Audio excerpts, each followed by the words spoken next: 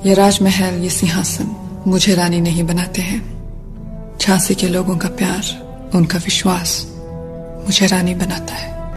दोस्तों, इतिहास की बहुत सी रानियां अपनी रॉयल लाइफस्टाइल के साथ साथ खूबसूरती के लिए दुनिया भर में जानी जाती थी। विश्व में रानियां तो बहुत हुई, पर जिनमें सौंदर्य के साथ मस्तिष्क और बहादुरी दोनों हो, ये सिर्फ कुछ ही थी। इन रानियों ने अपनी बुद्धिमता और बहादुरी से कई मुश्किल समस्याओं को हल किया है। भारत देश के इतिहास में बहुत सारी खूबसूरत रानियों का जन्म हुआ है, जो बहुत ही ज्यादा खूबसूरत थी, जिन्हें आज भी हम लोग उनकी खूबसूरती की वजह से याद करते हैं। इनमें से कुछ तो अपने समय में पूरे विश्व में सबसे खूबसूरत स्त्री भी मानी गई है। तो आइए आज उन रानियों के बारे में बात करते हैं, जो न केवल राजाओं की पत्नियों के रूप में पहचानी जाती थी, बल्कि अपने दिमाग और सौंदर्य के लिए भी पहचानी जाती थी।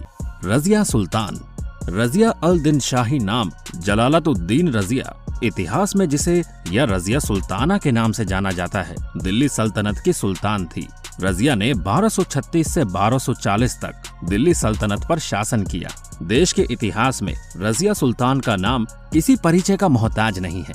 भारतीय इतिहास में इस बात का महत्वपूर्ण जिक्र मिलता है कि वो भारत की पहली महिला शासक थी। दिल्ली सल्तनत के दौर में जब बेगमें सिर्फ महलों की चार दीवारी में कैद रहा करती थी, उस दौर में रजिया सुल्तान ने गजब की दिलेरी दिखाई थी। रजिया ने महल से बाहर निकलकर सल्तनत की बागडोर संभाली थी। बेहद खूबसूरत थी रजिया। रजिया सुल्तान के व्यक्तित्व से जुड़ा एक महत्वपूर्ण पहलू यह था कि वो बेहद खूबसूरत थी। उस समय काफी लोग उसकी खूबसूरती पर फिदा रहा करते थे और उसकी खूबसूरती लोगों के बीच चर्चा का विषय बनी रहती थी। वो भारत के इतिहास में इतना महत्वपूर्ण किरदार रही है कि उस पर बॉलीवुड में एक बहुचर्चित फिल्म भी बन चुकी है।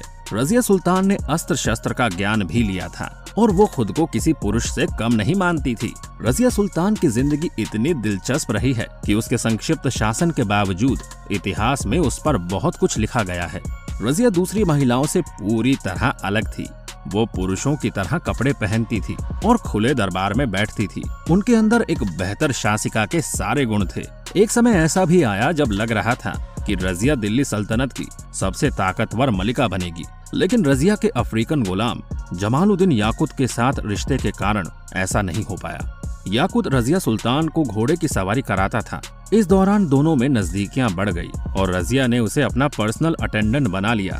कुछ इतिहासकारों के मुताबिक रजिया को उससे मोहब्बत हो गई और वो उसे दिल दे बैठी। उसका ये प्यार सल्तनत के दूसरे सरदारों को बिल्कुल पसंद नहीं था। रानी पद्मावती। रानी पद्मिनी को पूरा विश्व उनकी सुंदरता के साथ साथ उनकी बुद्धिमता और त्याग के लिए भी जानता है। रानी पद्मिन सिन्हल द्वीप के राजा गंधर्व सेन की पुत्री थी। वे बचपन से एक प्रशिक्षित योद्धा थी। इनका विवाह राजा रावल रत्न सिंह से हुआ था।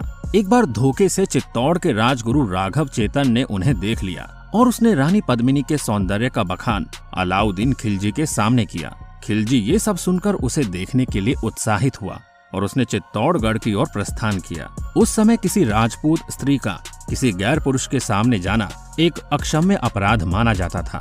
ये राजपूत मर्यादा के खिलाफ था। अलाउद्दीन खिलजी ने राजा रावल रत्न सिंह के सामने रानी पद्मिनी को देखने की इच्छा जाहिर की। इसका राजा रावल रत्न सिंह ने विरोध किया। अंत में ये विरोध युद्ध में बदल गया। अलाउद्दीन खिलजी ने धोखे से राजा रतन सिंह का वध कर दिया, जिसके बाद उसने रानी पद्मावती को प्राप्त करने के लिए राजमहल की ओर कूच किया। खिलजी को राजमहल की तरफ आता देखकर रानी पद्मावती और वहां मौजूद सभी राजपूतानियों ने अपनी पवित्रता को बनाए रखने के लिए जौहर कुंड में अपना आत्मदाह कर दिया था। आज भी रानी पद्मिनी का ये बलिदान सभी भारतवासियों के हृदय में जीवित है। मीराबाई।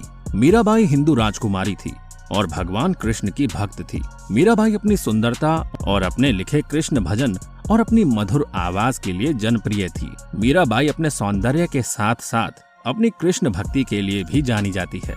उनका जन्म मेड़ता के दूदा जी के पुत्र रत्न सिंह के यहाँ हुआ था। बचपन में 4 वर्ष की उम्र में जब बारात के जुलूस को देखा तो मीराबाई ने अपनी माँ से पूछा कि मेरा दूल्हा कौन है। तो घर के काम काज में परेशान माँ ने ठाकुर जी कृष्ण भगवान की मूर्ति की ओर इशारा किया और कहा, ये है तुम्हारे दूल्हे। तब से मीराबाई ने श्री कृष्ण जी को अपना पति माना। बाद में मीराबाई का विवाह उदयपुर के कुंवर भोजराज से हुआ, पर उन्होंने कभी उन्हें अपने पति के रूप में स्वीकार नहीं किया। जब उन्हें आवश्यकता पड़ी तब वे उनके साथ थी। कुछ समय बाद उनके पति का देहांत हो गया और तब से वो कृष्ण भक्ति में विलीन हो गई। मंदिरों में कृष्ण मूर्ति के सामने नृत्य करना, भजन कीर्तन करना प्रारंभ कर दिया। ये सब उनके परिवार वालों को पसंद नहीं था, इसलिए उन्होंने मीराबाई को कई बार जहर देकर मारना चाहा। इन सबसे परेशान होकर मीराबाई ने द्वारका और वृंदावन की ओर प्रस्थान किया और वहां जाकर भजन कीर्तन करना प्रारंभ कर दिया। कहा जाता है कि मीराबाई की मृत्यु नहीं हुई थी, वो कृष्ण मूर्ति में विलीन हो गई है। महारानी गायत्री देवी। महारानी गायत्री देवी का जन्म 23 मई 1919 को लंदन में हुआ था। इनके पिता राजकुमार जितेंद्र नारायण और माता इंदिरा राजे थी। गायत्री देवी एक अच्छी पोलो खिलाड़ी व अच्छी घुड़सवार थी। इनका विवाह जयपुर के राजा सवाई मानसिंह द्वितीय से हुआ था। इन्होंने जयपुर में एक बच्चे राजकुमार जगत सिंह को जन्म दिया था। इनको घने काले बालों, सुंदर आंखों के लिए पहचाना जाता था। वे उस समय की फैशन आइकन भी मानी जाती थी। उन्हें उनकी दयालुता के लिए भी जाना जाता था। भारत की आजादी के बाद गायत्री देवी एक सफल राजनेता बन गई और जनता के विकास के लिए कार्य करने लगी। 29 जुलाई 2009 को उनकी मृत्यु हो गई। उन्हें आज भी जयपुर के राजमाता के रूप में जाना जाता है। जयपुर की महारानी गायत्री देवी, जिनका निधन 90 वर्ष की आयु में जुलाई 2009 में हुआ, वो अपनी सुंदरता के लिए पूरे विश्व में प्रसिद्ध थी। एक समय वोग पत्रिका ने इन्हें दुनिया की 10 सबसे सुंदर महिलाओं की सूची में भी शामिल किया था। रानी लक्ष्मीबाई। रानी लक्ष्मीबाई अंग्रेजों के खिलाफ 1857 के गदर में लड़ी थी और लड़ाई के दौरान शहीद भी हो गई थी। इतिहास में उन्हें झांसी की रानी का नाम दिया गया है। वैसे तो इतिहास में उनका नाम खास तौर से उनकी वीरता के लिए अंकित है, लेकिन वो बहादुर होने के साथ साथ बेहद सुंदर भी थी। भारत देश 1947 से पहले अंग्रेजों और मुगलों का गुलाम था। उन दिनों देश में राजे और महाराजाओं का राज हुआ करता था। छोटी छोटी रियासतें हुआ करती थी। उसी समय झांसी की रानी और भारत की शूरवीर और योद्धा महिला रानी लक्ष्मीबाई का भी जन्म हुआ। तो आज हम आपको उनके बारे में कुछ जबरदस्त सच्चाइयां बताने जा रहे हैं। भारत में तत्कालीन वायसराय लॉर्ड कैनिंग ने अपने दस्तावेज में रानी के बारे में कुछ यूं लिखा: महारानी लक्ष्मीबाई हमेशा पुरुषों वस्त्रों, पगड़ी सहित में होती थी। इसी तरह वो घुड़सवारी किया करती थी।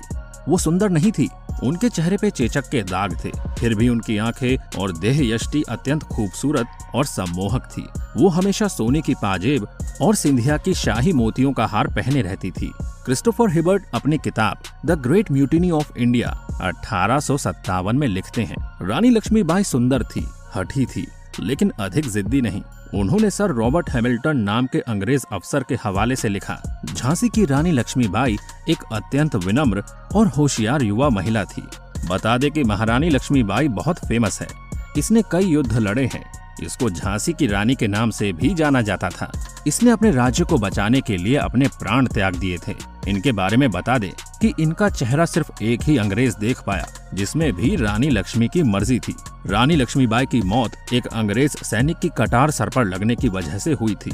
वे घायल अवस्था में मंदिर तक गई थी, जहां उन्होंने दामोदर की जिम्मेदारी सैनिकों को सौंपी। उस वक्त रानी बदहवास हालत में थी, फिर भी उन्होंने मरते मरते कहा कि उनका शरीर अंग्रेजों को नहीं मिलना चाहिए।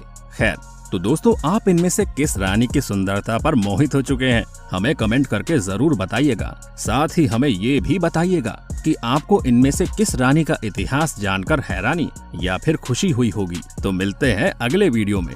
तब तक अपना ध्यान रखिए और हमारा इंतजार कीजिएगा। Bye bye.